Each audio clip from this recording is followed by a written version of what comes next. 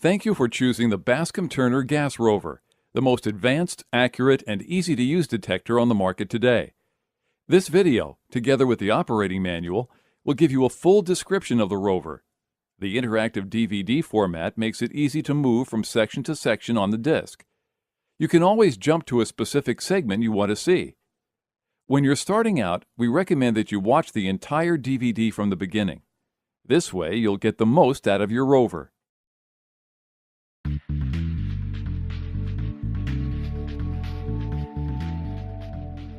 Using a combination of catalytic combustion and thermal conductivity sensors, the Gas Rover measures natural gas from parts per million to 100% gas.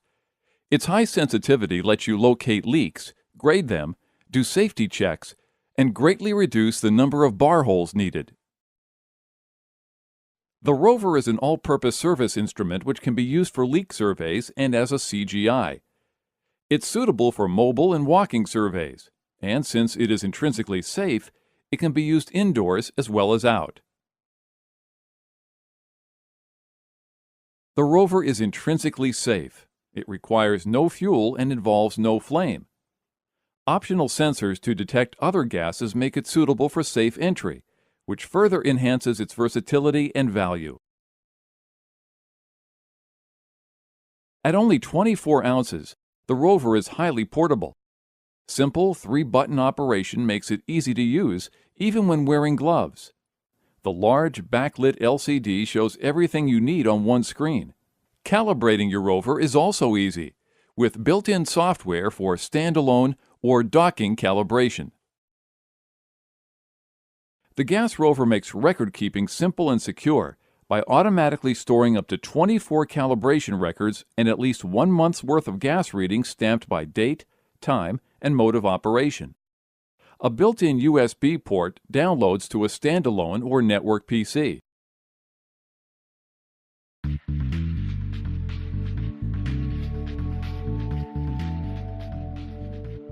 Let's take a look at what's included with your Rover. In addition to firmware for automatic calibration and docking, each Gas Rover comes with standard accessories: a gooseneck probe, a surface probe, also called a walking bell probe or a drag probe, a dust and water block filter, 4 rechargeable nickel-metal hydride batteries with both 120-volt AC and 12-volt DC chargers, a shoulder strap, an operator's manual, and an instrument case. The primary dust and water block filter must remain in place between the probe and the detector, no matter what probe is used, and even when an additional special filter is used.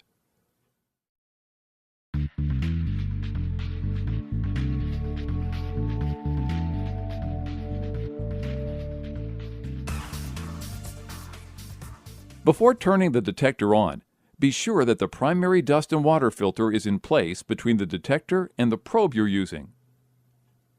When the media in the primary filter turns brown, usually in a month or two, replace the filter. The Gas Rover has 3 push buttons. The function of each button is shown on the screen and changes depending on what the machine is doing. To start up the detector, press the upper left button with the international symbol for On. The screen will light up and show the model number of your Rover. You will also hear this sound.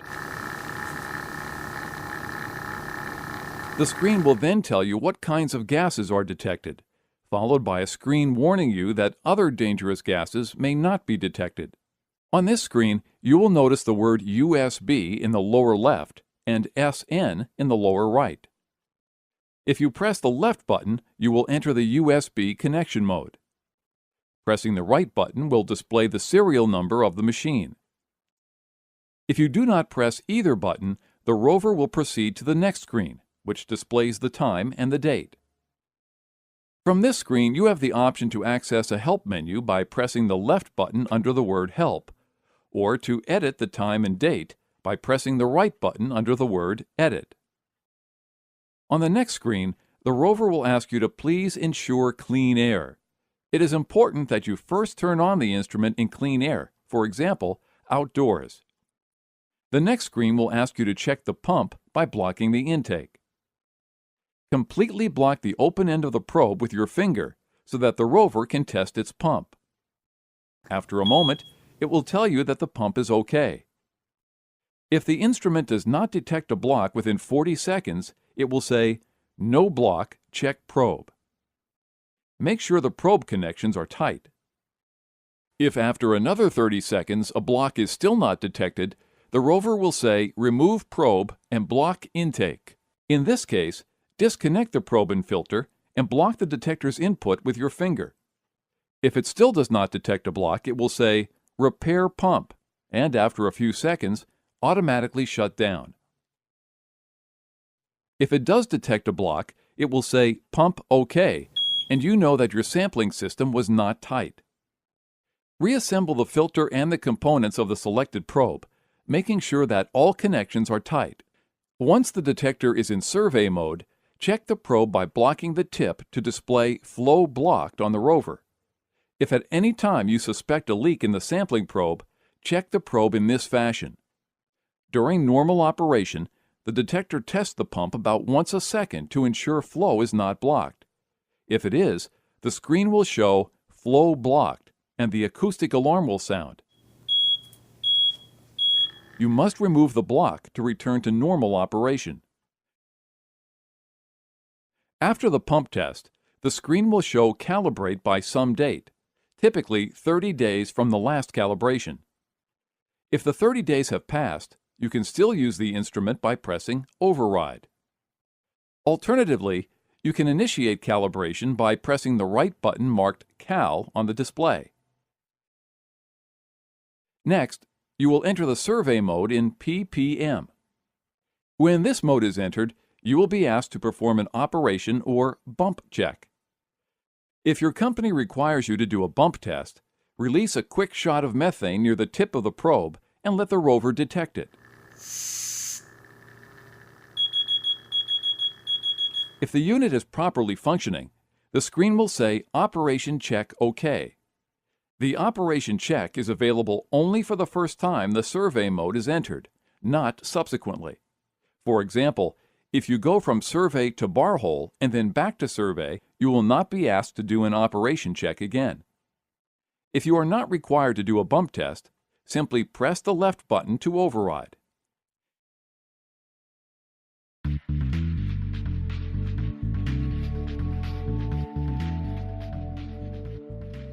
Now you will enter the survey mode, the basic work screen of the detector. This is the mode that you will use to pinpoint leaks and to walk a survey. In this mode, the screen shows the gas reading in ppm, a signal sensitivity indicator, and the state of the battery. Along the bottom, you see the screens you can enter by pressing the corresponding button.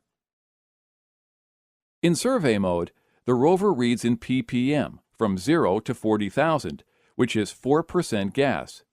At 4% gas, the rover automatically rolls into the monitor mode. This is essentially a CGI mode and will be described later. Keep in mind that in the survey mode, only natural gas is detected and displayed. If your detector is equipped with optional sensors for CO and/or oxygen, you need to be in the monitor mode to display these gases. The signal sensitivity indicator is unique to the survey mode. It works much like the signal strength indicator on a cell phone. 3 bars is the strongest signal you can have, and it means sensitivity is at its highest. When 2 bars are showing, it means you have 10 ppm sensitivity. 1 bar means you have 20 ppm sensitivity, and when just the telephone pole is visible, you have 35 ppm sensitivity. 50 ppm sensitivity is the DOT guideline for leak surveys. The battery indicator is also similar to that of a cell phone. When your batteries are fresh, you'll see a full indicator with 3 dots. As the batteries are used, the level of the indicator drops. When the indicator is empty, you have about 30 minutes of operation before the instrument shuts down. At the bottom of the survey mode screen, you will see BH on the left and Truck 0 off on the right. Pressing the left button under BH takes you to bar hole mode. Bar hole mode lets you test below grade to pinpoint the source of a leak.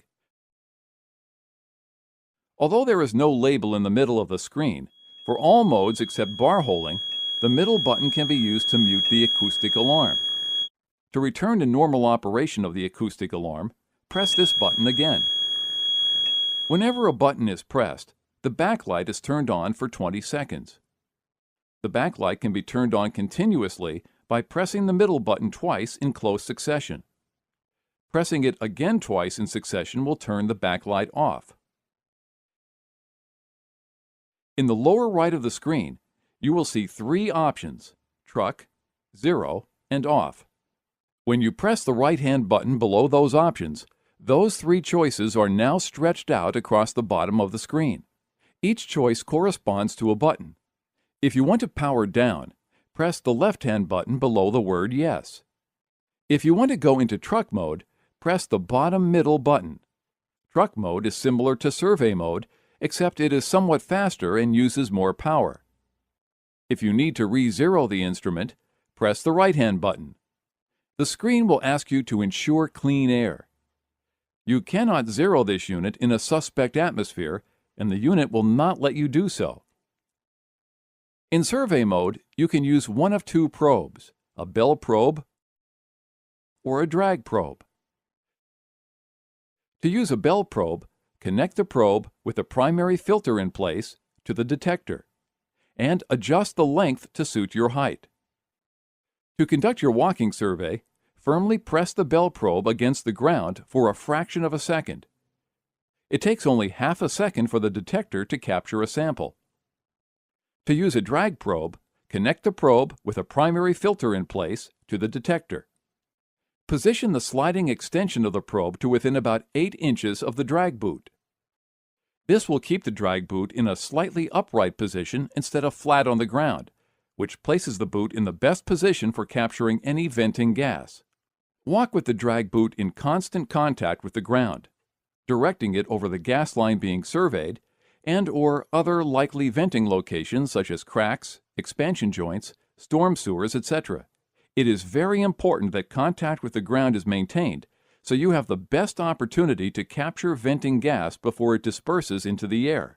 In conditions where there is excess dust or heavy dew, it is best to place a common cotton ball inside the drag boot. Remove the threaded end piece of the boot using a coin, place the cotton ball inside, and replace the end piece. Whether using a bell probe or drag probe, you should walk at a steady pace, typically 3 to 4 miles per hour.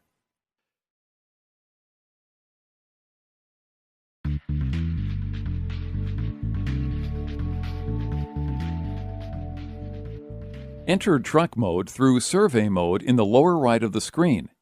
You will see three options: truck, zero, and off. When you press the right-hand button below those options, those three choices are stretched out across the bottom of the screen. To go into truck mode, press the bottom middle button. Truck mode is similar to survey mode, except it is somewhat faster and uses more power.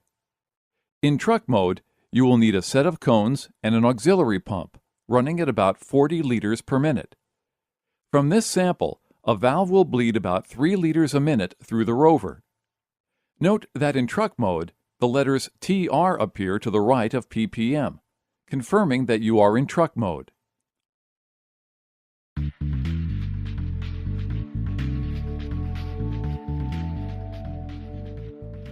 To bar hole, connect your bar hole probe and any supplemental filters to the detector, making sure that the primary filter is in place between the probe and the detector. You can enter the bar hole mode from the survey mode by pressing the left button marked BH. You can also enter bar hole mode directly at startup by pressing the left button marked BH while the machine is preparing to enter survey mode. You will be asked to please purge with clean air. If no gas is found, the detector will tell you to place the probe into the bar hole. If gas is found, the display will show its concentration in % gas and will display Not Purged. The left button on the display will now be marked Auto Zero. When this is pressed, the display will show Please ensure clean air. To run the auto zero, press the left button marked Yes. If the auto zero is successful, it will return to the Please Purge with Clean Air screen, followed by the bar hole mode. If the auto zero finds gas, the detector will say No Go and will show which sensor or sensors measure gas. At this point, you have the option of retrying auto zero by again pressing the left button. If it fails again, you will be asked to run a new filament routine. Press the right button to turn the instrument off, then run the new filament routine as described in Section 3.5, Troubleshooting and Replacing Sensors. Once the instrument has been purged, you will be asked to place the probe in the bar hole.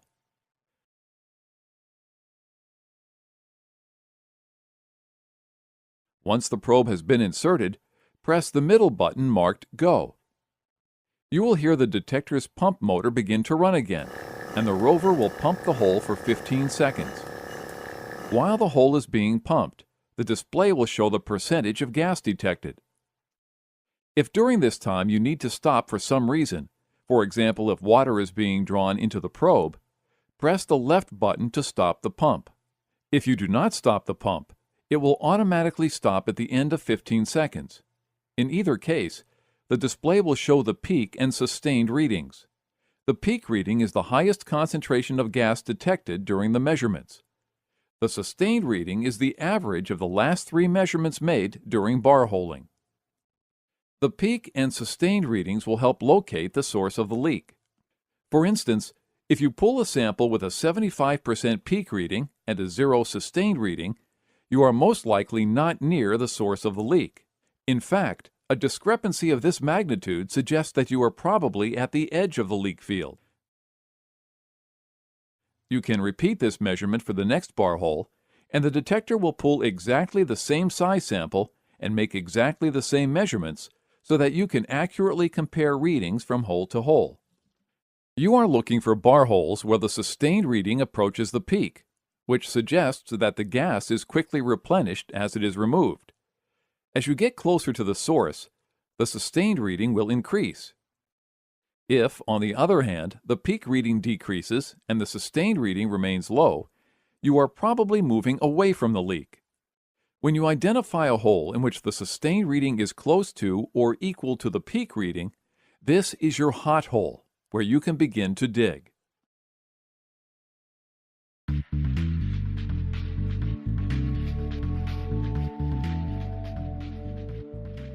Before entering monitor mode, connect the gooseneck probe, making sure that the primary filter is in place between the probe and the detector. From the survey screen, press the left button marked BH, and after the Clean Air Purge, press the right button marked MON. Alternatively, from the bar hole screen, press the middle button marked Purge, and after the Purge with Clean Air, press the right button marked MON. The rover will now be in monitor mode. The monitor mode displays readings from all sensors. For example, if your unit is equipped with carbon monoxide and oxygen sensors, you will see readings in ppm CO, percent oxygen, and percent LEL or percent gas. In the case of natural gas, the current reading is displayed above percent LEL or percent gas, and the peak reading is displayed below. The concentration of natural gas can be expressed either as percent gas or as percent LEL, which stands for lower explosive limit. For methane, the lower explosive limit is 5% gas. Thus, 20% LEL is 1% gas, 40% LEL is 2% gas, and so on to 100% LEL, which is 5% gas. Some companies prefer to keep all measurements in the same units, namely percent gas, while others prefer to use the percent LEL scale. Your rover is configured to conform to your company's policy. If your company uses percent LEL, the rover will automatically switch from percent LEL to percent gas at 100% LEL, that is, at 5% gas. The Rover will display from 5% up to 100% on the percent gas scale. The Rover always displays the scale it is using, either percent gas or percent LEL. The peak reading is useful when you are testing relatively inaccessible places for gas. For example, if you are working overhead, checking air in a plenum, it may be difficult to keep the display in view. The highest reading obtained will be displayed as the peak reading.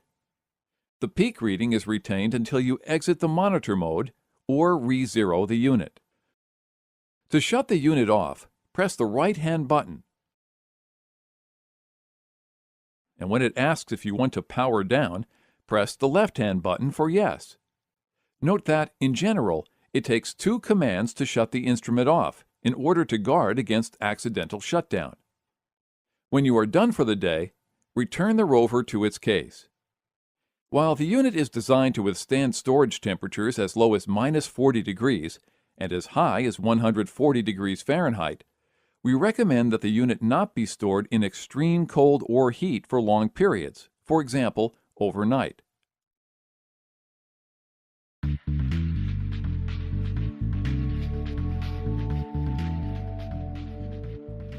As described previously, each gas rover comes with 4 rechargeable batteries and a charger. The charger can hold up to 4 rechargeable batteries and includes special circuitry that prevents overcharging. Batteries that are not being used should be left in the charger. This way you will always have a fresh set of batteries. We recommend that you charge the batteries that came with your Rover for about 4 hours before you use them. To charge the batteries, you must remove them from the Rover.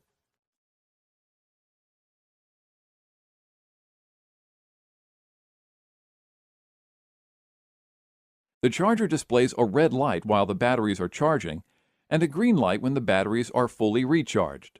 You can always run the Rover on alkaline batteries, but you must not attempt to recharge alkaline batteries, as they will not recharge and they might explode. To install the batteries in the Rover, remove the cover at the bottom of the case and insert the battery's positive end first, as marked on the back of the Rover. Replace the cover by inserting with the bar horizontal, pressing down, and turning 1/4 turn clockwise. The Rover also comes with an adjustable shoulder strap. Place one clip in the bracket on the handle of the Rover and place the other clip in the nearer of the 2 holes in the other bracket to allow the Rover to hang flat. There are 2 holes so that you can put the Rover over whichever shoulder is more comfortable for you. All of the Rover's probes feature a quick connect interface requiring no tools. Pull up the metal sleeve, slide the connector onto the Rover tip, and rotate it until it is secure, usually with a click. To disconnect, pull back the metal sleeve and pull the probe off the tip. Your Rover will either come with a bell probe or a drag probe, depending on your preference. The walking bell probe can easily be adjusted to your particular height by extending the lower part of the tube.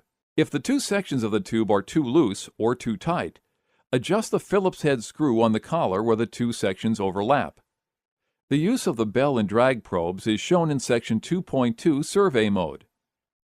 All Rovers come with a gooseneck probe, which is designed to give you one-handed operation when checking meter sets, pipes, fittings, and confined spaces. The probe is flexible so you can easily check behind appliances and around obstructions.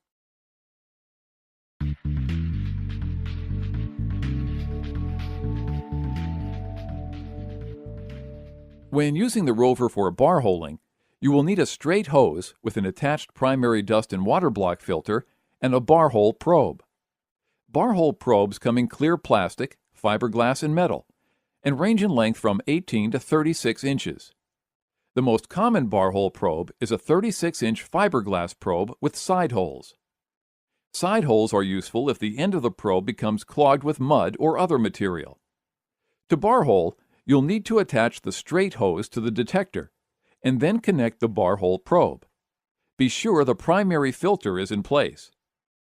Keep in mind that while the environment above grade is relatively clean, the environment below grade is not. You're dealing with dirt, sand, water, and other contaminants, and you may need to use supplemental filters in addition to the primary dust and water block filter. The water stopper is used in wet environments. The dust stopper is used in dusty or sandy conditions, and the heavy hydrocarbon filter is used when you suspect the presence of gasoline vapors. Your pound bar will give you a good indication of the condition below grade.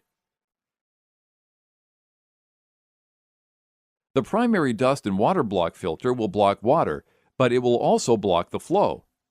In this case, flow blocked will appear on the screen. Remove the bar hole probe and shake out excess water. Do the same with the primary filter. If you expect to find water in your bar hole, it's best to use a water stopper. The water stopper should be attached between the primary filter and the bar hole probe.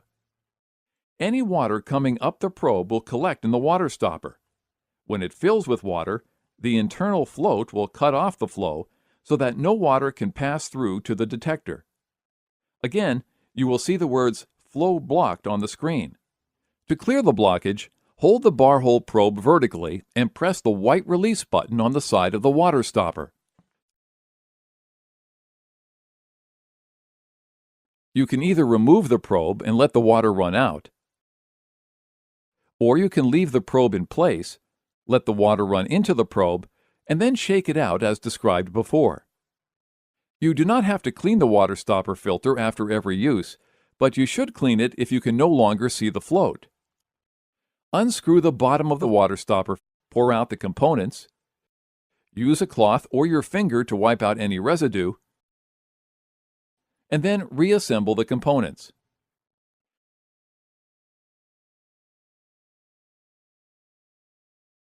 In sandy or extremely dusty conditions, use a supplemental dust stopper, which has a built-in HEPA filter. The dust stopper should be inserted between the primary filter and the bar hole probe. Sand and silt will be captured in the dust stopper.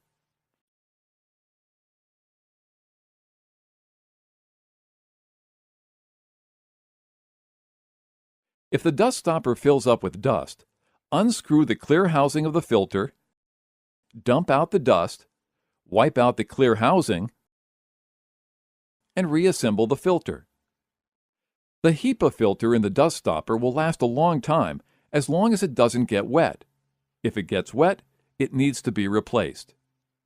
If you need to bar hole in the vicinity of gasoline stations or you smell gasoline, use a heavy hydrocarbon filter to remove gasoline from the sampled gas. The heavy hydrocarbon filter uses charcoal to remove gasoline vapors. Keep the filter capped at both ends until just before use. Install the filter by screwing it into the primary filter and then attach your bar hole probe to the other end of the charcoal filter. Discard the filter after use.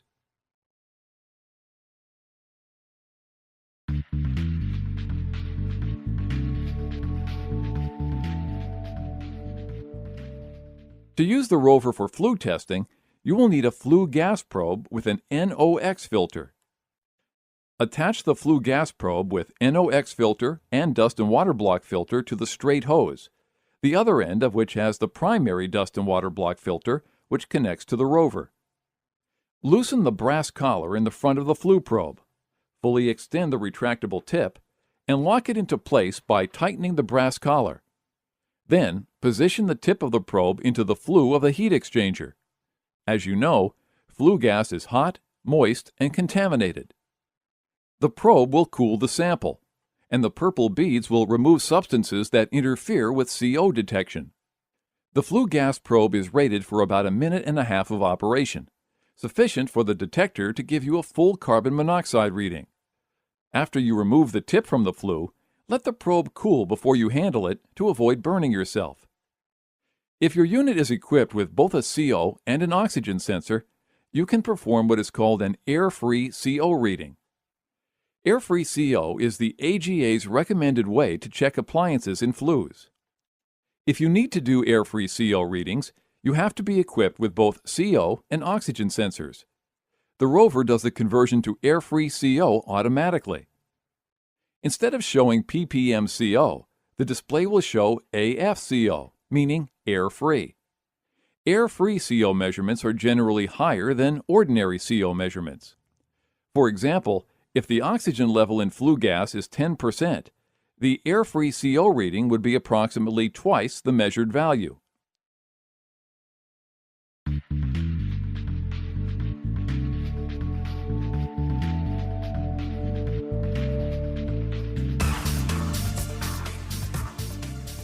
We recommend that you calibrate your rover as frequently as possible and at least every 30 days.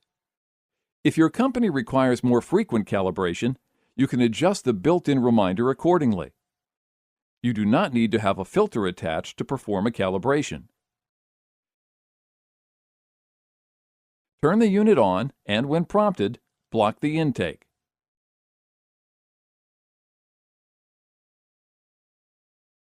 After you receive the Pump OK message, the Calibrate By screen will appear.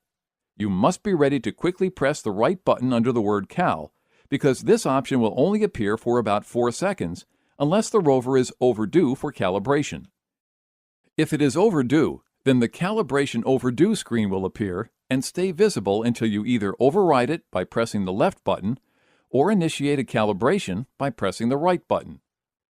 After pressing the Cal button, the rover will display the message, "Please ensure clean air." Press the left button under the word Yes to initiate the auto zero needed prior to calibration. The rover will display running auto zero in clean air for approximately 25 seconds, and then display the auto zero successful message. At this point, you see the words Dock and ACAL at the bottom of the screen.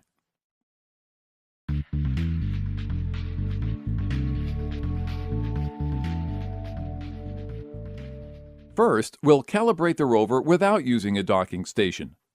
Once the Auto Zero Successful screen appears, press the button on the right under ACAL. After pressing the ACAL button, you will be prompted to Connect Calibration Gas. The rover should be calibrated using Bascom-Turner's calibration gas, which consists of 2.5% methane, 100 ppm CO with a balance of air, and also 100% methane or system gas. Each gas must be introduced separately. Preferably, 100% methane is introduced first, followed by the methane CO cal gas. Attach the rover to your source of gas.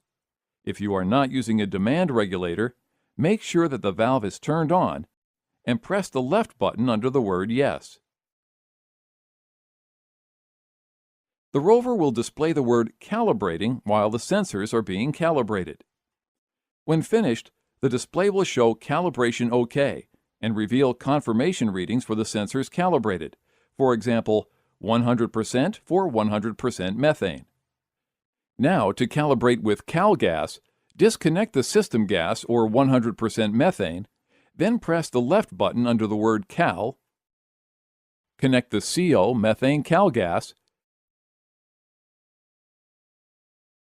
and press the left button marked Yes to run the calibration. Once you have finished calibrating all of the sensors, press the right button under the letters MON to display sensor gains. Sensor gains are used to predict the remaining life of the sensors. From here, press MON again to switch to the monitor mode, where you may start using the instrument or turn it off.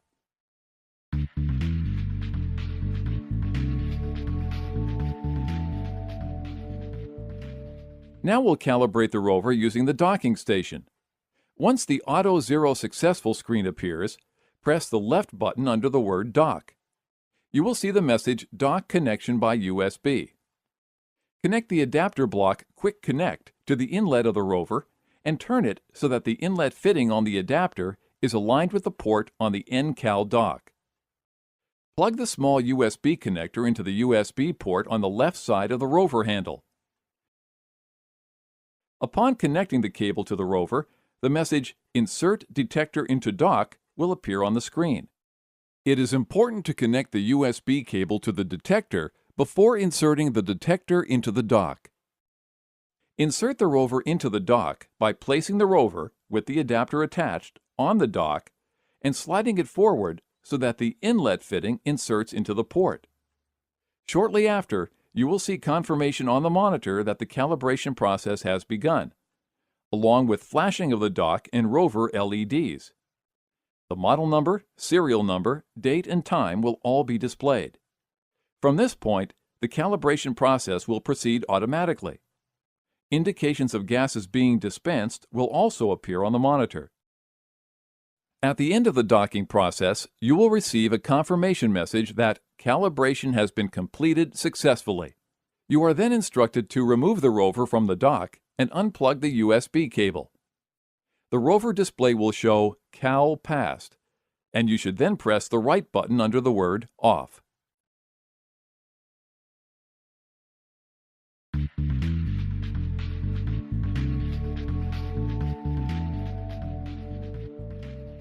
Data link software is used for downloading and storing the readings and calibration data from your rover.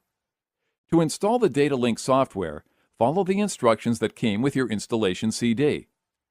In order to connect the rover with data link, you must first place the instrument in USB connection mode. Shortly after turning the rover on, you will see the acronym USB in the lower left corner of the screen. Press the left button and in a few seconds the screen will show PC connection by USB. Connection to your PC is done using a USB-A to USB Mini-B 5-pin cable. Insert the USB Mini-B end into the plug on the rover, and the USB-A end into an empty USB plug on your PC. There should be a confirmation that a device has been connected, usually the Windows Device Connection sound. The first time a rover is plugged into a PC, you may see a pop-up message near the bottom right of your PC screen indicating that a device has been recognized. It may also say that software is being installed. If so, simply wait until it says that it has finished and then you may proceed. With Data Link open, click on the Readings button beneath the Download section header. On the Download Readings screen, you may choose to download all readings or readings from a specific date range. Downloading all readings can sometimes take up to 5 minutes. Specifying a limited date range can make the downloading much faster. Follow the instructions on the screen as they appear, making sure that the rover is connected to the PC, and the downloading will begin. During downloading, the LEDs on the rover will flash, indicating that the process is taking place. When finished, the LEDs will stop flashing, and the readings will appear in the table in the center of the screen. You may also wish to download calibration data in Data Link. If so, the instructions are very similar to the readings data download instructions. Click the Calibration button beneath the Download section header. On the Download Calibration Data screen, your choices are simple. Select Download All Calibration Data by clicking on it, and you will be asked to confirm that the rover is connected. During downloading, the LEDs will again flash until the process is finished. This is usually much quicker than readings downloads. Calibration data will immediately appear in the window on your screen. Reports may be viewed and printed from the Reports section of Data Link. Please refer to the Data Link instructions in your operating manual for a detailed description of available reports.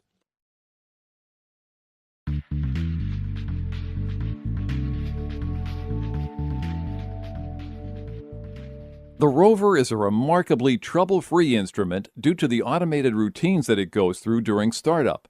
However, there are a few error messages that should be mentioned. The message "No Go" is displayed when you attempt to zero the rover in a gaseous atmosphere. Remove the instrument to clean air and attempt to re-zero. The message "Please use new filament routine" indicates that the methane sensor is in need of a full 2-gas calibration. Instructions for this process are given later. The message "Replace methane sensor" indicates that the methane sensor is no longer functional and must be replaced.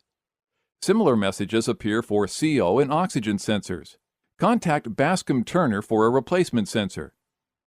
To replace any sensor in your rover, you will need to do the following. Remove the batteries from the rover. Using a 5/8" wrench, remove the inlet filter and washer.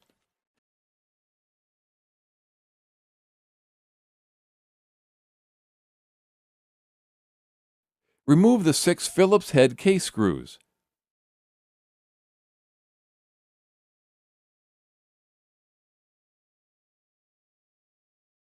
Separate the top from the case by gently lifting it.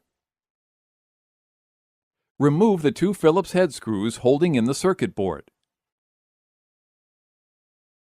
Loosen the board by wiggling it slightly, then gently lift it out, taking care not to twist or flex it.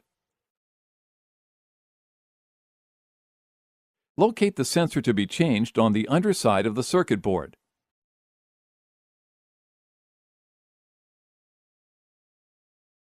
If you are replacing the CO sensor, you will need to remove the shorting spring from the CO sensor first. To replace the methane sensor in your Rover, unplug the old sensor and set it aside.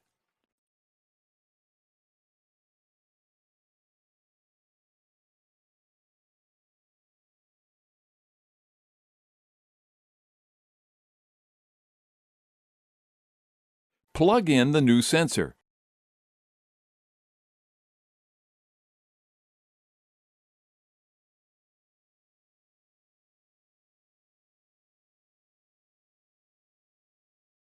Verify that the methane sensor is plugged into its socket. The socket is polarized and will only accept the methane sensor plug in the correct orientation. Verify that the black gaskets are still in place in the sensor block and carefully replace the circuit board. With the circuit board in place, check that no methane sensor wires will be caught between the board and the case.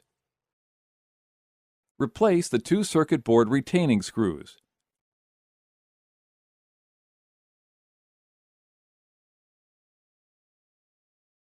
Replace the Rover cover and case screws.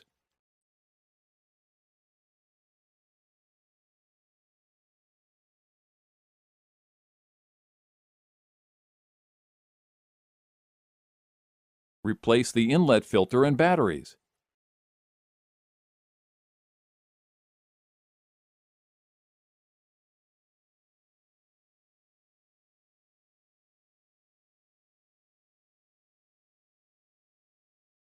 You will now need to run a new filament routine. The new filament routine is required whenever a new sensor is installed in a Rover or a current sensor needs a full 2-gas calibration using 100% methane or system gas and Bascom-Turner's methane CO calibration gas. To run this routine, power on the Rover and as soon as the pump is heard, press the right and center buttons within 1 second of each other.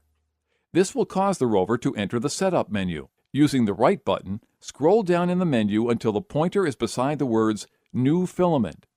Now, press the left button marked Yes. The Rover display will show New Filament requires full 2-gas calibration and offer the option to turn the Rover off if you do not wish to proceed. To continue with the routine, press the left button beneath the word Yes. The words New Filament will appear at the top of the display, and the word Run will appear in the bottom left corner. Place the Rover on a desk or tabletop so that it will remain still and press the left button. A temperature will appear on the display for several seconds, accompanied by the message Please wait. Shortly, the word Continue will appear in the bottom left corner. Press the left button. The Rover will start running a new filament auto zero, and then it will restart with a typical startup procedure. When prompted on the display, block the Rover's intake. The message, New Filament requires full 2-gas calibration will appear for a second time on the Rover display. Press the left button beneath the word Yes. The Rover will ask you to please ensure clean air. Press the left button beneath the word Yes to proceed. The display will show running Auto Zero in clean air for several seconds. When Auto Zero Successful appears on the display, you will be given the choice to either dock or ACAL the Rover. For those with docking stations, press the left button and proceed as you typically would when calibrating on the dock. 2 docking cycles are required for a new filament routine. After the first docking cycle completes, the Rover will prompt you to turn it back on and run another docking cycle. For those wishing to ACAL, press the right button and you will be prompted to connect system gas first. Complete calibration as usual, first using 100% methane or system gas, and then Bascom-Turner Cal Gas. Once you have completed calibration with both gases, press the right button beneath the word MON to enter the monitor mode, or turn the Rover off. This completes the new filament routine. We hope you have found this video useful and informative. Remember that we are always available by phone at 1-800-225-3298. We also have a support section on our website, which includes technical and application notes and allows you to download electronic copies of our manuals and short guides.